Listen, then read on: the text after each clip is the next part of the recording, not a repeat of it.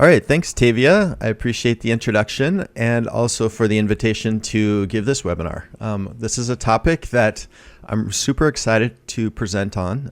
This is totally new material, so if you haven't listened, there's no repetition of a previous workshop or anything. We've got a lot of great stuff. And people are still joining, so as they're joining, let me just give a few details about how to ask questions and how I'll answer.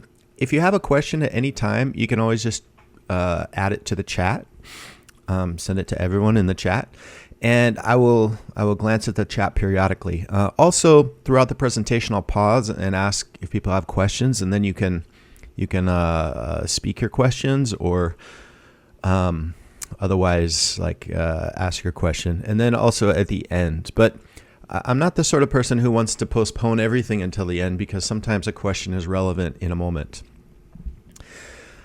All right, I'm assuming everybody can hear me okay and that you can see my screen and that we're all good to go. If there are any problems, just let me know through the chime. But let's get going. How trends in API documentation differ from other tech comm trends. And I'm broadcasting here from, or whatever, recording from Santa Clara, California. So let me start out with a little scenario. At the beginning of the year, I was on a vacation and I was sitting around thinking, I want to write a post about trends because everybody talks about trends at the turn of the year. People are interested in trends. They want to know kind of what's going on in terms of trends.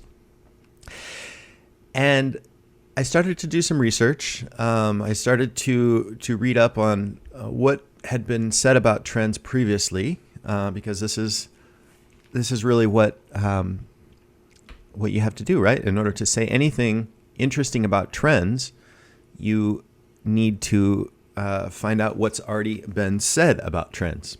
So I started reading a couple of trends reports. One, a really comprehensive census by Saul Carliner and another that surveyed like 600 people across the industry and really had a in-depth profile on all facets of the technical writer's life. And another really comprehensive survey from Scott Abel, a benchmarking survey that he does periodically. And this also had a lot of respondents, 600 plus respondents, many different organizations, and also covering a lot of different aspects of the technical writer's life, with kind of more of an emphasis on content management, XML, kind of multi-channel publishing, chatbots, that kind of stuff as well. But I felt as I was reading and kind of consuming these,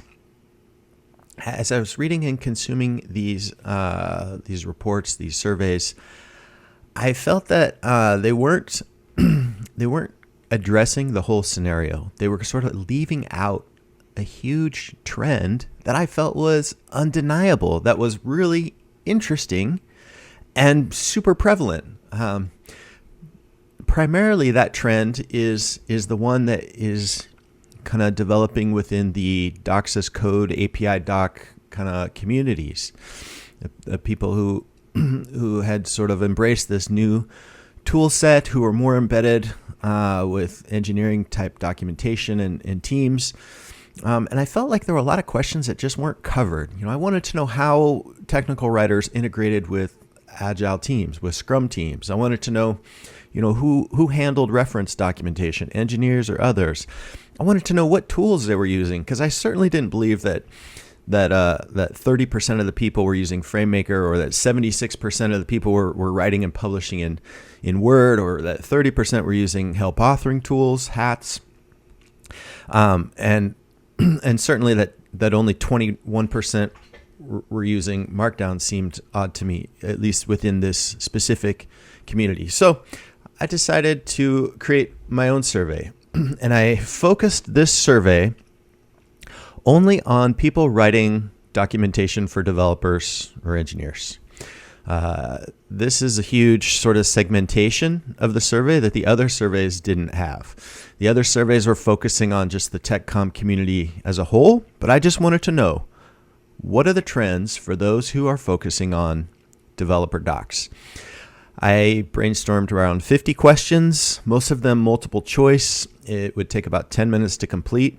So this was not like a very quick survey, right? This is 10 minutes of time is a long time for a survey. And I promoted it on my blog, Twitter, and LinkedIn. One of the shortcomings of one of the other surveys is that it was heavily promoted within the STC community, and so it was skewed towards that demographic. I wanted a wider demographic, and although I would have been happy for STC, Write the Docs, and other organizations to promote my survey, for the most part, I just promoted it on my blog and social media channels. So here's some overall participant statistics. There were 406 people who actually completed the survey. And what does that mean? That means they got down to the end and clicked submit. Actually, 855 people started the survey, and 337 of them dropped out because it was probably too long, too many questions or whatever. They just didn't finish. And another 123 were terminated through branching. The initial question of the survey was, do you write documentation primarily for engineers or developers? If that's not the case, then the survey terminated. So 400 people is a lot, and it took them about 9 minutes on average to get through. And you can see the countries represented: 36% US, 15% India, Germany, Great Britain, Canada, and so forth. But it's pretty good representation where like 65% of the people are from outside the US. So now, survey results are public. You can just go to this short link and you can find them. And I just want to add a little note here that, processing, organizing, analyzing, interpreting data is hard, even when you have multiple choice answers. I'm definitely not an expert at this. I know that academics have extremely good training and rigor and analysis.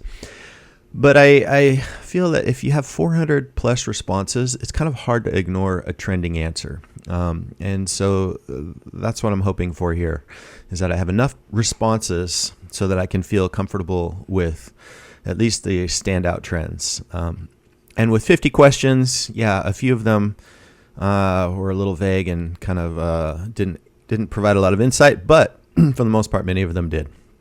Okay, so there are around 5 different groups of questions. I didn't group these like this in the survey, but as I was trying to make sense of the 50 questions, they sort of fall within these 5 categories: tools, outputs, processes, API, and profile. And we're going to go through each of these, and I'm going to walk through most of the questions and then share my insights on the emerging picture that's resulted. By the way, with each of these sections, I will pause to see if there are any questions. And before I jump in, does anybody have any questions? Just feel free to send it into the Chime, and I'll read it and then I answer it. If not, we will keep going here. All right, tools. Now, this is actually this was what I was most interested in, to be honest, because this is where I looked at FrameMaker, Word. Are people really using that? I didn't see that, right? So the question was, what is your primary authoring tool for creating docs? And around 22% of the people are using static site generators such as Hugo, Jekyll, Gatsby, Sphinx, MakeDocs, Docusaurus, and so on. There's a whole category. If you go to staticgen.com, you'll see many static site generators. But really, to be honest, only these top 4, 5 are actually used. As far as other competing answers here, you can see that wikis are still quite popular, with 14% of people using wikis and around 8% using hats. Primarily, the hat they're using is Flare. I actually didn't see hardly any other responses in the freeform. And still some XML, like 11%. That's a pretty sizable chunk, many of them using Oxygen XML. So in order to sort of qualify this, because when you try to shove people into different categories of a response, sometimes they don't fit well. So I wanted to follow this up with a free-form answer and just have them list what specific tools are they using. And then I tallied up the sort of keyword instances. And this is where things started to really open up for me, to be honest. I started to get a better understanding of the tools and realize that people use more than one tool. People in their free-form answer, they wouldn't just say, oh, I'm using Flare. They would say things like, oh, I'm using Hugo for this, and I'm using Redoc for that, and I'm also publishing on Confluence for this, and maybe I have README docs on GitHub. So it's like a smattering of different tools, and I'm going to talk more about that. But you can kind of see the different instances here, and even though, for example, 46 people mentioned Confluence in the tools they're using. Again, remember that this could be one of many tools. It's not as if all their docs are on Confluence for their outputs. All right, second question. If you write content in a text editor, what editor do you mainly use? And Visual Studio Code, Atom Editor, and Notepad++ seem to be the most popular ones. These editors are basically your interface for working with the docs. You're not necessarily working with a proprietary help authoring tools interface and editor. What's the most common source format you're using in your docs? Markdown ranked as 37%, followed by HTML and XML at 15%. Somebody's asking if I'll share the slide deck. Let me just point that out. Yes, you can just go to this URL that you see at the top, I'd rather be writing.com/learnapi-docs/slides dev.doctrends.html, or you can go to my blog, and in the latest post, I have a link to the slides. But yeah, definitely these slides are available. Now, I'm going to interpret these here in a minute. I'm just sort of laying out these common tool trends. One more question. Do you follow a docs as code approach where you treat documentation similar to how developers treat code? And I wanted to define this, right? This means you're writing docs in a text editor like Visual Studio Code. You're managing them with something like Git. You're generating them, assembling them out with a static site generator, building from the server. And 55% of the people said yes. And 22% said somewhat, right? Because you could do some of these, but not all. So I thought this was really interesting, and this is sort of this trend that I felt was completely missed in these other surveys. Almost no mention of docs as code in this totally different workflow. What kind of software do you use for graphics? Most people just use Snagit, but there were interesting responses in the other category, right? Which 20% of people don't use these other solutions. They use draw.io. A lot of people using that, especially for diagrams, right? And this comes back to the idea that, graphics, there's a lot of different types of graphics. Maybe you're actually editing a photograph and you use Photoshop, or maybe you're creating a diagram and you use draw.io, or maybe you're creating a diagram and you use Illustrator, or maybe it's just a basic screenshot and you use Snagit. Surprisingly, a lot of people also use PowerPoint and just the built-in screenshot tools in Mac. All right. What platform do you use to host and publish your docs, especially to provide continuous integration and delivery, which is often abbreviated as CI/CD? And without going into too much detail here, basically this means that when you push your documentation into some branch in version control, there are processes on the server that will kick off a build and then deploy that into some production space. And most of the people are just using their company's own web servers or infrastructure for this. Although some others are popular, like GitHub Pages, GitLab, by far, people are piggybacking on their own engineering infrastructure, which tends to make a lot of sense. Finally, just wanted to know how many people were using Mac versus Windows, and it was around 53 to 40. Not a huge difference, but Mac is still pretty prevalent. And I was interested in this because so many people, at least in the Bay Area, who are developers primarily use Macs, and I wanted to know how common the writers also used Macs. Finally, how do you manage your content? Almost invariably, people manage it through version control, such as Git. Right? Had some other options: SharePoint, content management system, component content management system. People aren't using this; they're using version control through Git. So here are my reflections. Tool categories. The problem with most tool categories and surveys is that we try to identify like a single tool and realize that that's not the case. And this accounts for why some tools like Microsoft Word and Confluence rank so highly. It's not that everybody's using Microsoft Word to publish their docs, thankfully. Really, it means that Word is one of the tools used for one of their documentation scenarios. And most commonly that might be a collaborative workflow early on. You know, somebody in my work just sent me a Word doc of content they had prepared, right? And we will probably collaborate a little bit in that Word file before I migrate the content out into another system. And for internal docs, by far Confluence, it was super popular, or other wikis, right? So if you have internal docs versus external docs, you probably have different tools. And then if you're building and assembling your content, you might use a static site generator like Hugo or Jekyll. If you are just editing your content, you're choosing an editor. That could be Visual Studio Code, it could be Atom, it could be Notepad++. You know, so what exactly is the tool people are using? It gets really fuzzy there, right? It's like you're not really using Visual Studio Code as your tool. It's just an editor. And then people are managing their content with Git. Again, is that a tool? Is Git a tool? Because you're using it to manage and share and collaborate with content. And then finally, you have different tools to publish and deploy content. Things like Netlify or GitHub Pages or your company's build system. So trying to identify what tool people primarily use is really not straightforward by any means. It's a combination of things. And that brings me to some other reflections.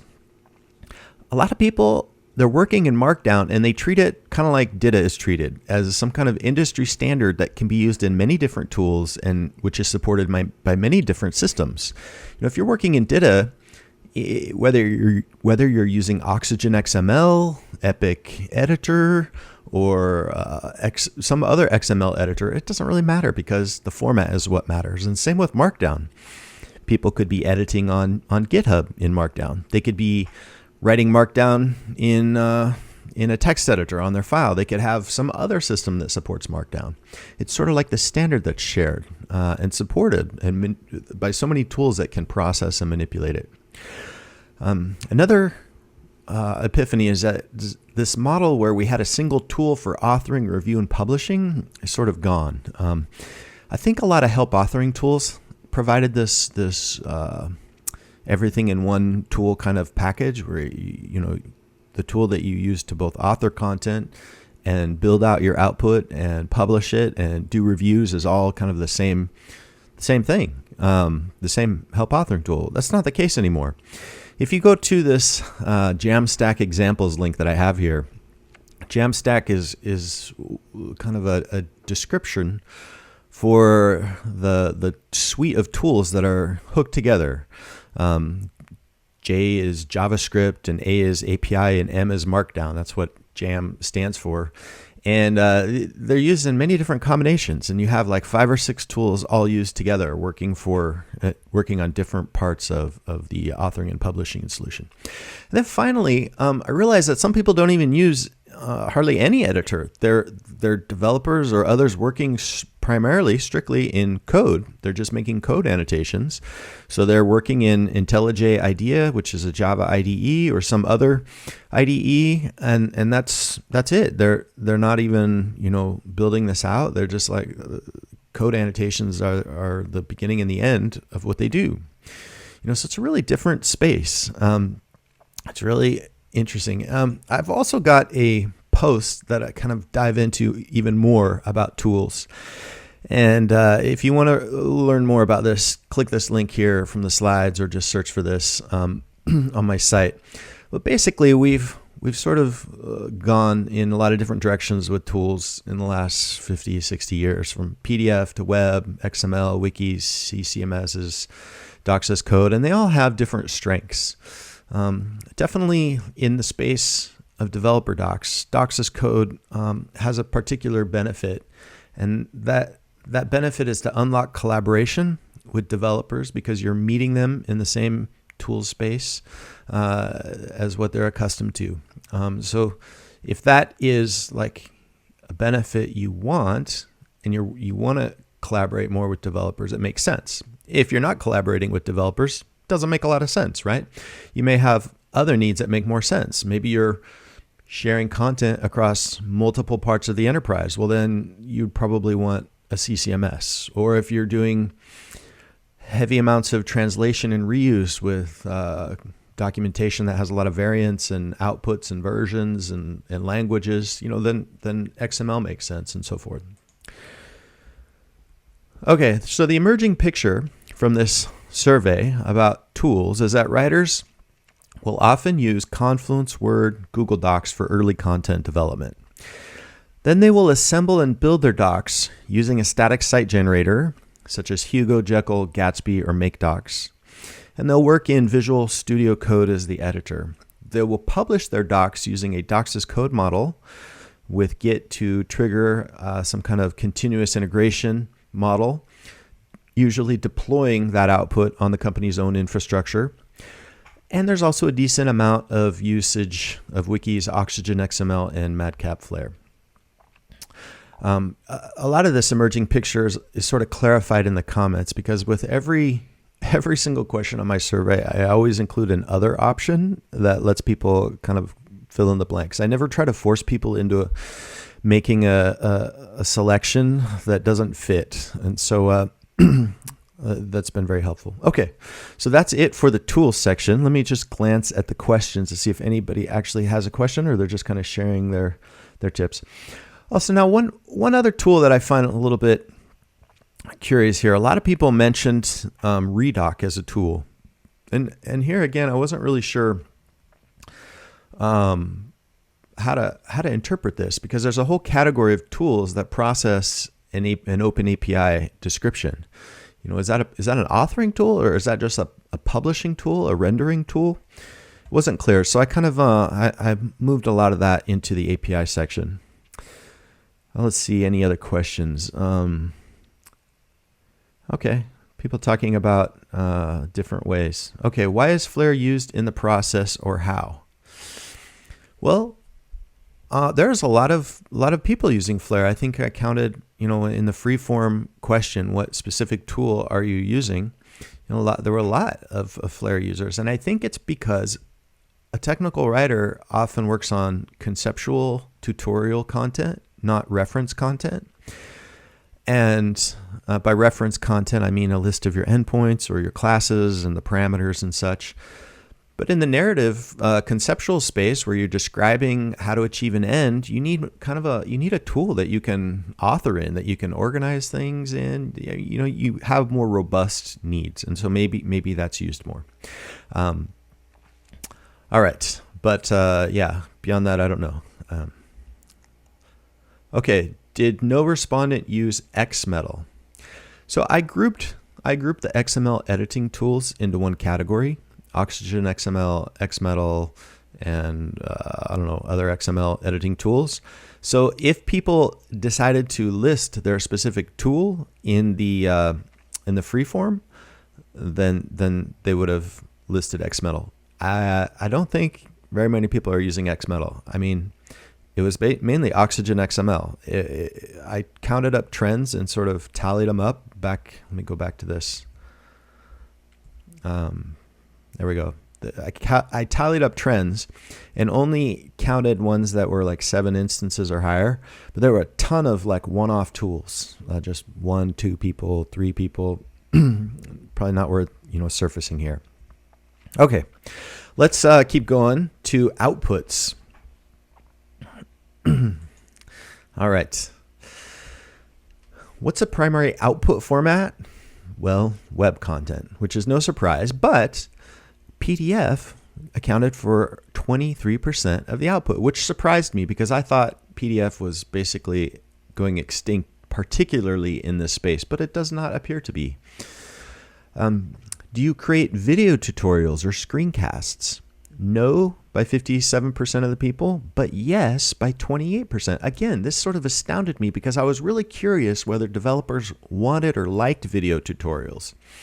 So 28% of the people is actually a huge amount for this category of content. So why do some people not create the video tutorials? If you're not creating them, why not? Well, they have various reasons, but I summarize them in a more readable way at the bottom. Main reasons for not creating video: no bandwidth. The tech constantly changes, and nobody's asked us for it. So there's a lot of different reasons. And you know, many people have other reasons, as you can see in the 11.59% there at the end. I've learned with these surveys that if you leave everything open-ended, it's a nightmare to try to like process. So as much as possible, I try to have categories that the answers fit into. Did you play a significant role in developing and evolving your company's publishing solution? Like maybe you designed the site or the workflows, or you figured out all the strategies for reuse or created the style sheets. 53% of the people said yes, and 26% a little bit. So this is kind of an important point too, because in the API doc space, websites and the output and the appearance of content is extremely important to engender confidence and trust and to sell your product. And so this means many technical writers are playing like UX roles to develop a lot of this website content. Do your docs plug into a larger developer portal? And the developer portal is kind of like a doc portal, right? You've got a one entry point for documentation for a lot of different products. You maybe have a unified or federated search, some navigation across products. Anyway, you're bringing all this information under one roof. And yes, 56% of the people are publishing into a developer portal. I think that increases the complexity of your publishing and introduces a lot of like considerations. The whole information architecture and the search and the findability become important. Do you localize your docs? 73% no, but that does mean that around 25% are, right? How many languages? 1 to 3, 14%, 4 plus, 10%. So here, this is probably where tools like Flare, Oxygen XML come into play, right? If you're localizing, it's kind of a nightmare in the static site generator world. There aren't good workflows for it. So that could account for some usage there. Do you usually generate out PDFs and actually distribute them to your audience? No, 57%, but yes, 30%, right? This is sort of a check on the earlier question. I just really want to know if they're actually generating PDFs, and they are. 30% of the people are. Okay, so the emerging picture is that writers are primarily creating web content that fits into a larger developer portal. They are shaping and building both the publishing solution and the portal. And localization, video tutorials, and PDF, they aren't overwhelmingly produced, but they do constitute about a quarter of the output. All right, let me check and see some of the questions. All right, can anyone share video screencasts for API tutorials? What tools are used for this? That's a great question because I think developer videos are different. And when I've created them in the past, it was like a different workflow. You know, you open up a code editor and then you just start typing. It can be kind of difficult. And like, do people really want to see you type out 20 lines of code? And sometimes, you know, they don't really do a whole lot. They log a message to the console. So it's a different flow. I wish I could share some. The ones I created were internal for a different company. And somebody's asking for a sample script. You know, I think a great site is like lynda.com or some of these other websites that cover programming because like the same dynamics for how you would learn programming are, and the sites like lynda.com and others that show video will be good models, I think. All right, somebody's asking, do any writers use Swagger? We're going to get to that.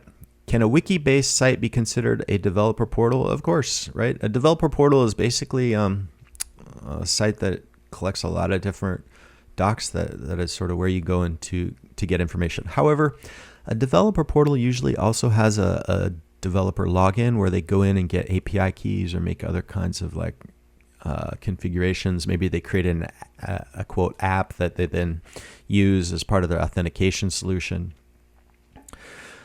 All right, but there's a lot of talk about developer portals. If you search on Twitter with the hashtag #devportal, I think you find a lot of interesting discussion. Okay, if there are no more questions, we will proceed to processes. How do you interact with engineering Scrum teams? And for the most part, people are on a Scrum team. Either they're a full-fledged member, meaning their tasks are counted as points and they sort of fit right into the workflow, and 33% have some kind of limited capacity. Maybe they're not required to demo things. They don't have to go to every stand-up. They don't have points, but they're still part of the Scrum team. And some people have their own documentation Scrum teams. But the very fact that people are following Scrum, I think, is interesting because Scrum is how most of the engineers tend to operate. And if you're in this same space, it makes sense to follow a similar rhythm. How do you review your docs before releasing them? Most people use the same review tools that engineers use to review software, which I find pretty interesting. These code review tools are used by around 25% of the people. But people also review things through in-person meetings and collaborative tools like Google Docs or Quip. Does your doc publishing solution have CI/CD? This again is a redundant question. I just wanted to really make sure that people actually meant what they said earlier. And yes, around 48% of the people are publishing their docs through this continuous integration deployment. They push their content to a certain branch in Git. There's a listener that detects a change, kicks off a process on a server, pushes the docs out to production. It's really the best thing about the whole docs as code workflow. You don't have to sit there waiting for things to build. You don't have to manually transfer files. And you can just keep updating things with a few keystrokes that are already in production. All right, do you outsource any docs to an offshore authoring agency? No, 93%. Now, this is an interesting question, in part because so much of the developer docs have internal IP that people don't want to expose, right? If you're creating an API,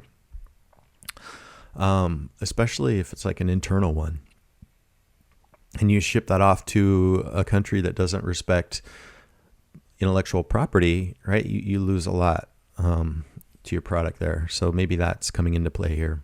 Do you have a style guide that your team uses to standardize terminology and conventions about style, grammar, and syntax? Surprisingly, 76% of people do. And I find that surprising because I think a lot of us think that, developers or others who are in this space just kind of write things in a haphazard way. But no, actually people do follow a convention. And with this question, I did say that even if you embrace some other company's style guide, that still counts. Right? Let's say you follow the Microsoft manual of style, even in spirit, even if nobody's read it, that would still count. When you collaborate with engineers, how do the engineers contribute? Well, 31% said that the engineers submit pull requests. Which is a way that you interact in Git to kind of merge content. But an equal number basically add content to a wiki like Quip or Confluence or Google Docs or something, and then you sort of work on it there. And I think this workflow works best, at least for me. We have Quip at my workplace, and it's pretty much like Salesforce's version of Google Docs. It works extremely well for developing content, adding comments, resolving them, showing changes. And once you've got the document to a certain shape where it's agreed upon, then I move it into another tool like Jekyll. I think a lot of people do that, but pull requests are also very common. All right, so the emerging picture here. Writers participate on Scrum teams, sometimes in a limited capacity. They review docs using the same tools engineers use to review code. Engineers contribute through pull requests or through wikis. The publishing process is streamlined through CI/CD, and most content is generated within the company rather than outsourced. Let's look and see what the questions are here. All right. How do you make your dev portal searchable, right? There are actually a lot of search tools. Algolia is a very popular one. It's used by commercial tools, even Poligo, I believe Document 360 and others use it, have integrated into their tools. I've got it integrated in my I'd rather be writing.com site. But there's another one called SwiftType. These are third-party sites that you kind of push your content into, and they search it. And what's nice about them is that you can integrate really complex faceted filtering and so forth based on attributes, so you can do a lot. All right. Any others? Is the style guide for general documentation and dev docs the same? Oh, this is a great question. And maybe this is one I didn't really clarify, but yeah, there's a whole category of style guides that are actually just for the APIs themselves. And these are style guides that developers follow. Things like how should we case our parameters, or I don't know, what's I actually have a whole section on my site about like designing APIs that's kind of a write-up and notes from one of these books I was reading on this. And there's a lot to consider there. I'll put a link to that. But yeah, apart from developer style guides, there could be style guides for an API and its documentation because they have unique considerations. There's a site that I'll try to point to. I think oftentimes the developer API design guide and the style guide for API docs is sort of merged in the same. Search for API style book, and you'll probably land on the API Handyman site where he's been collecting these. He's got around 20 or so, and he comments and compares them. Okay, let's move on to the API category. API stands for Application Programming Interface. And question is, does the documentation you work on usually involve some kind of API? Yes, by 81% of the people. Now, why did I ask this question? Well, developer documentation doesn't necessarily mean that you have to be working on an API, right? There's all kinds of developer docs. Think about like chaos engineering or some kind of server analysis or other tools that command lines and so forth that you work on. It doesn't necessarily need to involve an API, but almost invariably, 80% of the time, you're working on some kind of API in developer docs. So this means that if you use the term API documentation synonymously with developer documentation, it's probably okay. What's the most common type of API you work with? By far, REST APIs are leading the pack with 56% of the responses here. But native library APIs, and by this I mean Java APIs, C++ APIs, the sort of APIs that you incorporate locally into your project through like a jar file or header files, around 17% of the time, right? And then a smattering of other types of APIs. There's really a lot of different things here. But REST is a good focus point. Now, if you're creating REST API documentation, do you use the OPENAPI specification? This is an industry standard way of describing your API following conventions that if you produce an OpenAPI document, it can be rendered by a lot of different tools. And most people, 47% of people, are following that standard. So that's good. How do you render this OpenAPI spec into documentation? Most of the people use the free version of Swagger called Swagger UI. And some other people use Redoc, and others use internally built tools. Redoc is one of the more stylish kind of outputs, and I know they're building a larger solution too, a more comprehensive one than a standalone kind of OpenAPI parser and renderer. But yeah, a lot of people are just using the free version of Swagger. If you want more information about OpenAPI, I have a lot on my API course. If you go to my site and click API documentation, you'll find all kinds of info and tutorials about it, as well as on the general web.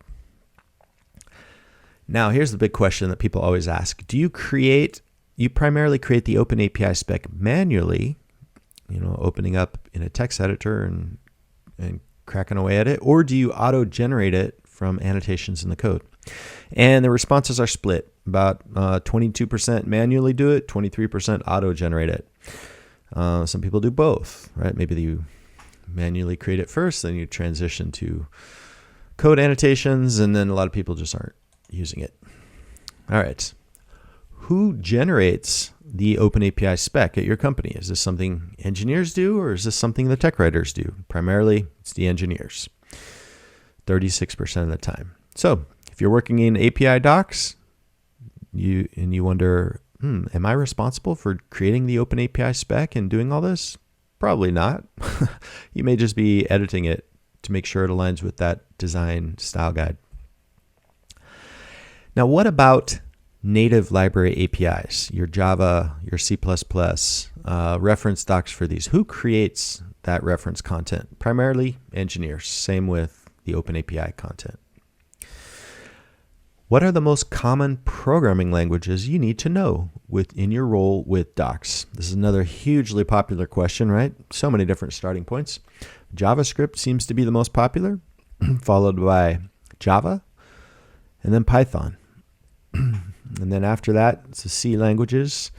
And then beyond that, it's just a smattering of other things. So if you're trying to figure out where do I start, JavaScript is a good starting point, and then Java, and then Python. Those are popular. And I think that aligns with a lot of what I've seen as well.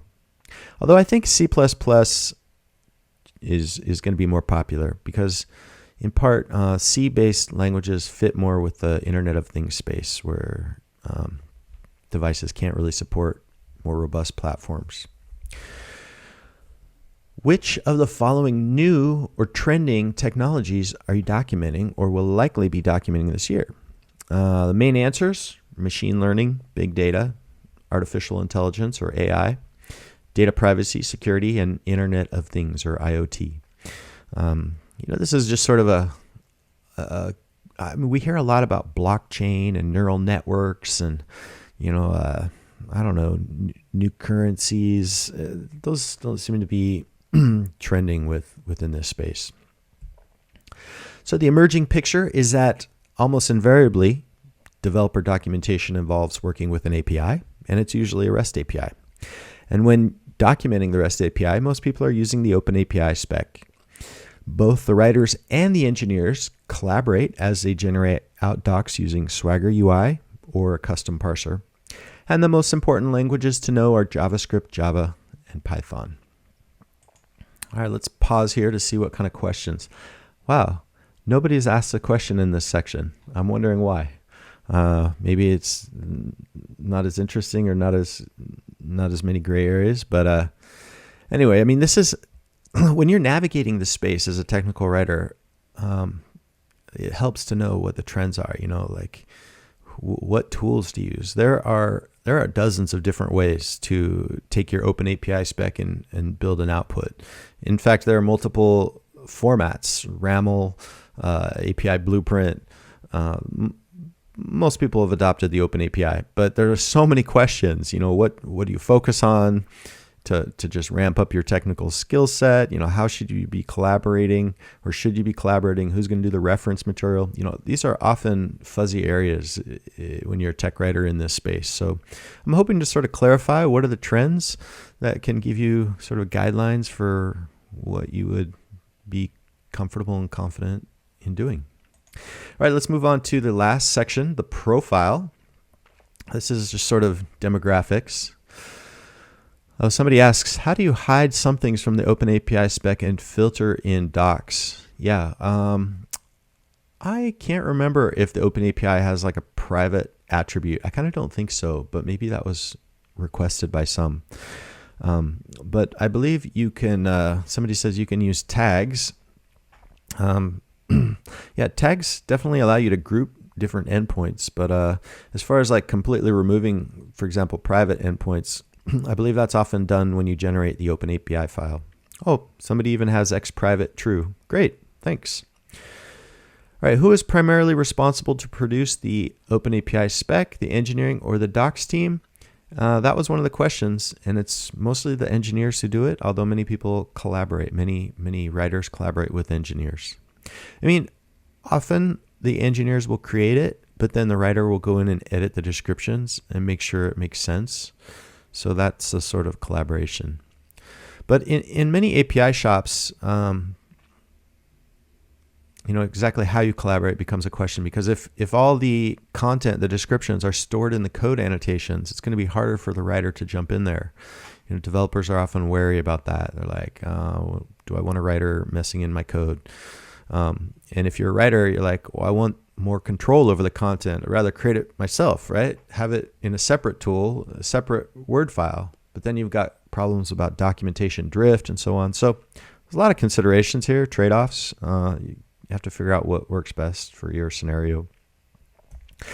All right, now I'm not going to go slide by slide through this one. I just wanted to get some basics here. The age range, it was quite evenly distributed. I thought maybe, this will skew on the younger side, right? That's not the case. And partly it's not the case because in order to be proficient in the API doc space, you kind of need a lot of, you need some experience, right? It's hard to kind of gather up that experience without distributing that age range. So even if I'm 44, right? So I constantly look at these age distributions and think, I'm trending out. I'm like aging out of the primary kind of target space, but that's not true. If you look at the ranges, people are all over the spectrum. It's not as if you have to be 25 to 35 in order to thrive in this space.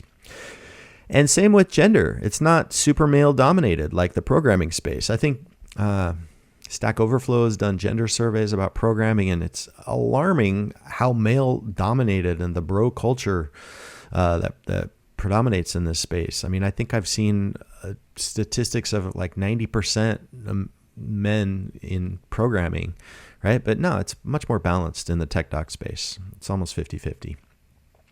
And these were optional questions, right? Some people chose not to say, or they didn't identify as either male or female, or another option, and so forth. All right. I asked people which company they were from. Again, this was optional. I just wanted to ensure that I didn't have like 40 people all from the same company.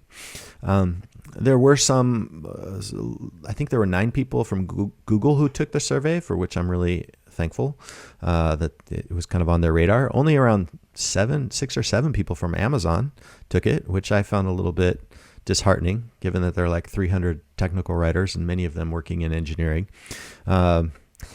Anyway, there were some other companies like Salesforce had 4 or 5 and so forth. But by and large, the respondents were from many different companies, at least 200 plus. And many people maybe just didn't want to put their company there. Maybe they didn't want to, for whatever reason. I asked people what their most recent college degree was in because I was curious. Is this like super heavily influenced by engineers and engineering? No, not the case. 31% of the people working in this space have humanities degrees, and 15% have tech comm degrees. I believe this was a radio button, not a checkbox, so I don't think people duplicated that. And then 28% of the people have engineering degrees. So, if you're a creative writing major, English major like me, it's not as if you're going to be drowning in this space. There's lots of humanities rooted people. Are you satisfied with the job? 38% of people agree. 37% strongly agree. And part of the reason I asked this is because in Saul Carliner's survey, he asked about job satisfaction, and he found about the same thing. In fact, I think he found 72% or so people reporting that they're satisfied with their job, and here's around 75. So really close. But this is a good one because, like, in this space, you may think, it's like so much learning of different difficult tech and constantly feel like you're drowning, and surrounded by engineers who might have alpha attitudes and so forth. But no, it's not a bad space to be in at all. And the fact that you have 75% of the people who are pretty satisfied speaks highly of this path and the career. Now, what's your team size? 34% of people are lone writers, and 31% of the people work in small teams of 2 to 4 writers. And 12% of people work in teams of 5 to 7 writers. So I find this interesting as well, because I think there's a huge trend of one writer being allocated to a few different agile Scrum teams, and not having this huge centralized doc group, which I think is important, because when you consider things like component content management systems and enterprise authoring and so forth, those concerns tend to span much larger doc groups and go across boundaries. And I don't think that's nearly as prevalent in this space. You often have little groups of development teams that include a writer, often working independently of each other. I asked people what their employee type was. 86% of the people are working full-time in their role. It's not as if there's a bunch of contractors or anything. Which professional group do people have the most affinity towards? 39% of the people feel the most affinity towards Write the Docs. 31% of the people don't feel affinity towards any group. And 14% feel affinity towards STC. Now, the Write the Docs affinity, if somebody joins Write the Docs Slack, that's probably a huge community they can feel a part of, whereas STC doesn't necessarily have that, but there are other channels for other groups. How much time do you spend learning? Just kind of keeping up? About 28% of the people spend about a half hour a day, 27% spend 20 minutes, and 14% spend around 60 minutes. So those are the general demographics. And then I asked, this is the last question, what are the biggest challenges you face in working with developer documentation?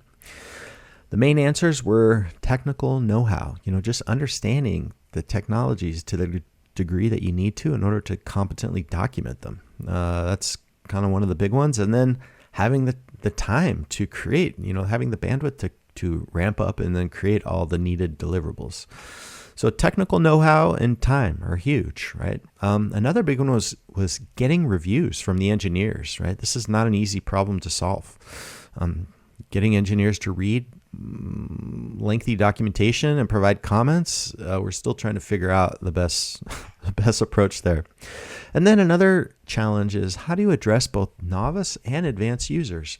Constantly told by engineers that, users will understand X, but then there are lots of users who don't understand X. And trying to figure out how you address that in the docs is challenging. And that's not necessarily unique to DevDocs. I would think this is probably common in other spaces as well. All right, so let's see if there are any questions here. Fascinating breakdown, especially the team size. Good to know there are other solo operators out there. Yep. In the most affinity towards, you didn't have IEEE PCS as an option. Now, I did have some other options. I don't think I said IEEE PCS, but I did have an other. And if there weren't that many people selecting or writing in IEEE. I'm on the Agile Scrum team with tech writing responsibilities without editing duties that come my way. All right, just a comment.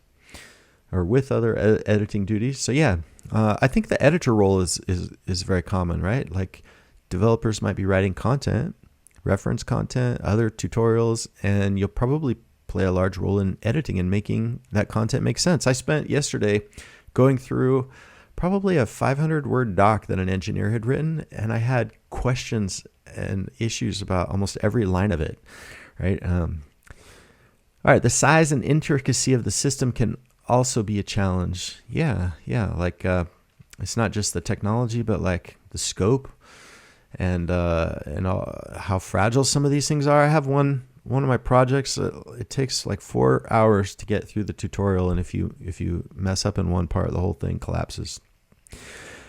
Somebody says this is really validating. Finally, I started working as a technical writing guild. It started a technical writing guild at my work Due to lack of technical writers, are technical writing guilds common?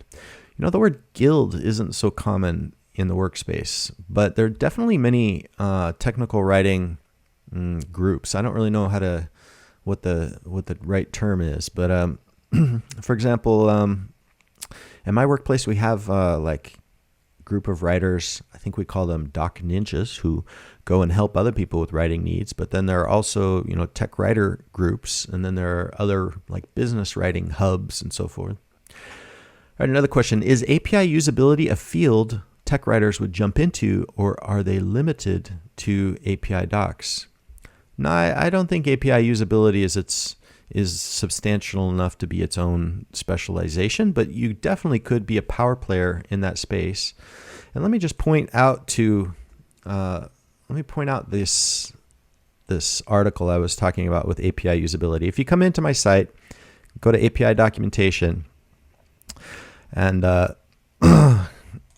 you can just, let me find the article here. Usability. Okay. Giving feedback on API design and usability. This is a great article you want to definitely check out. It's a summary basically of the design of web APIs by Arnaud Larrey, and there's also a podcast I did with him. But it jumps into like what to look for in terms of API usability. There are a lot of things here. I mentioned consistency in like the casing with parameters, but there's also like patterns around endpoint names, the data formats given in responses, industry conventions around with a variety of things, and he goes into it in depth in there. So anyway, I encourage you to check that out. And while I'm here, let me just point out, somebody asked for my slides. So if you go to I'dRatherBeWriting.com, you click this top post webinar, you can click a link to the slides. They're just kind of online HTML slides. All right, we are winding down. Any other last questions that you want to ask? You can also come on to the phone line or whatever if you want to, in addition to just chiming them. I guess I'd just like to wrap up and say that I felt this survey was definitely necessary. I don't think there's been another TechCom survey that really highlights and describes all these practices. Even the API docs surveys, which, by the way, is another great survey around API docs that you can check out if you read Introduction to REST API. I quote a lot of it, but it's the State of API 2019 report from SmartBear. Highly informative, but it's focused on engineers and OpenAPI, right? It doesn't really capture the full, the many dimensions of a documentation role with API groups. But yeah, and 400 people to respond is awesome. I got 400 people to respond within like 2 months and a week or so, which is pretty incredible because some of these other surveys that gathered 600 respondents didn't have this more granular segmentation of just focusing on those writing dev docs, and they were open for 8 months to a year.